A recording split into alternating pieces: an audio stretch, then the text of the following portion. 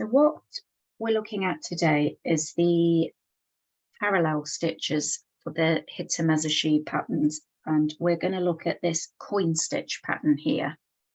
And that is made from creating these horizontal stitches, but unlike the other weeks when we've done them in a staggered rows, we're doing them here in columns, in parallel stitches. So every single row, the stitches are laid the same. Once we've laid some rows of those, the second step to create the pattern will be to do the vertical stitches in the same way, and they actually touch the edge of the other stitches, so they make these solid squares to start with. So that's our second step. This can be a pattern on its own if you want to leave a small section of your sampler like that as well. If not, it's laying the foundation to again move on to the diagonals to create these coin stitches. So there's two versions of that here, one with just diagonals every other row, or where we actually end up crossing them, which creates this pattern here. So we'll have a go at both today. So like I said, you create these horizontal stitches first, and I'm now going to go up vertically, and again it's every other stitch and you're going into the actual points of the last stitches. So I'm going to do every other stitch to the end of this column here, and then I'm going to go back down, and again it will join up those squares, so the stitches are running parallel to each other, not every other. So I'll carry on with that, and then I'll show you the next stage.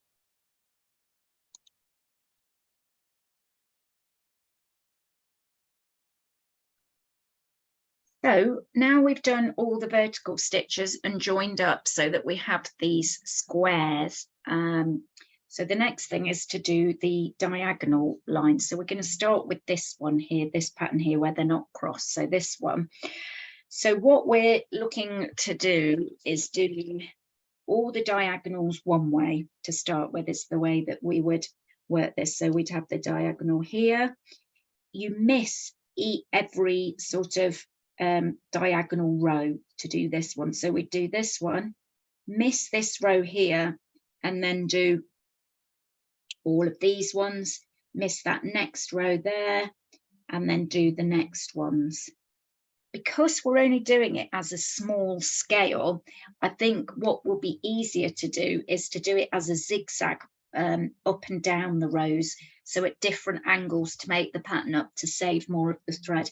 But if you were doing it on a large scale, you'd do all the diagonals, as I'd said, one way, and then all the diagonals back the other way. So I'd do diagonal here, miss a row, diagonals here, and you'd see the pattern start to form. But as I said, because we're just doing a small section of it, we'll just work up and down each row. So that will mean if I start here on this second one in from the edge there, so I'm just working from this part of the pattern, the second one in, and I'm going diagonally to the point of the square on this column. So I've gone from the second one in to the first one in to those points, and then I go to the bottom point of this square to the top point of this square, and now I'm going to the bottom point of this square. So I'm doing a zigzag, if you like, down to this one, and then from here to this one, and now I'm going to work up the way. So I'm going to go to the top edge of this one here, diagonally over to the bottom of that third row. You can start to see the pattern forming as well, so you'll sort of know if you have gone wrong.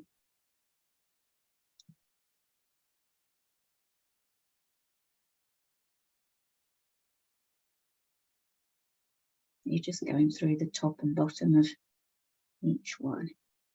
So that's those two done there now. What I need to do is sort of step over to this one here. So miss that one out, and we'll go into the fourth one, cross, and then diagonally over to this one.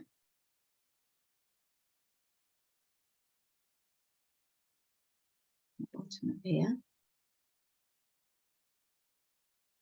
So every other square, if you look here, looking at it this way, every other square has a diagonal line coming out of the square, and then every other one has nothing around it.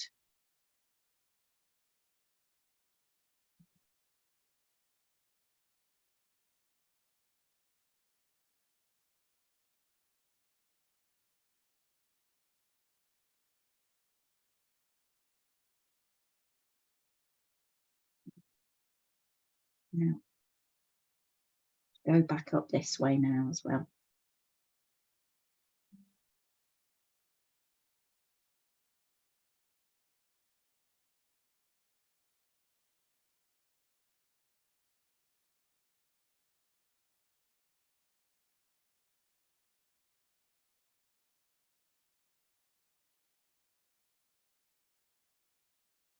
And then this one, and we'll do the diagonal down the other way.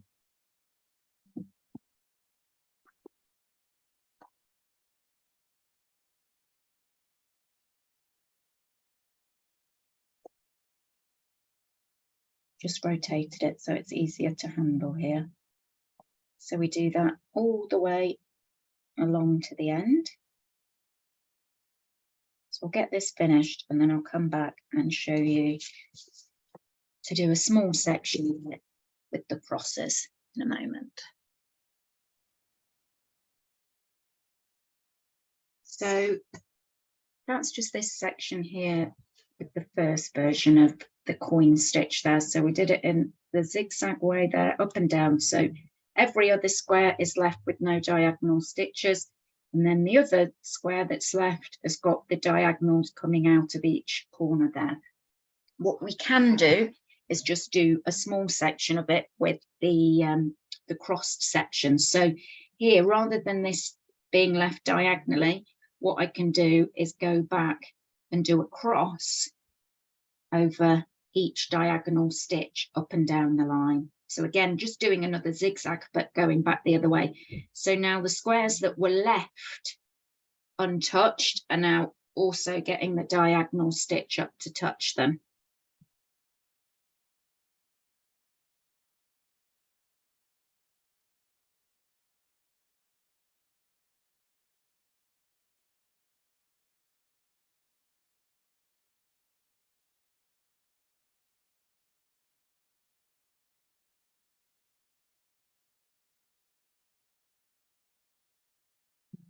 Up the other way.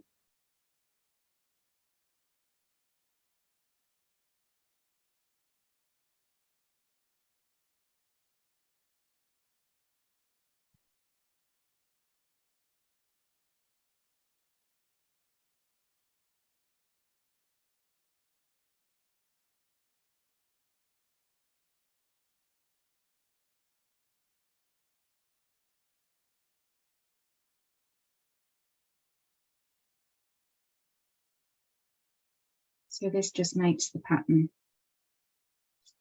more dense, and those that aren't crossed over every single one. Again, it's one that if you change the colours, say you have the squares in one colour and the crosses or diagonals in the other, it would change the look of the pattern again.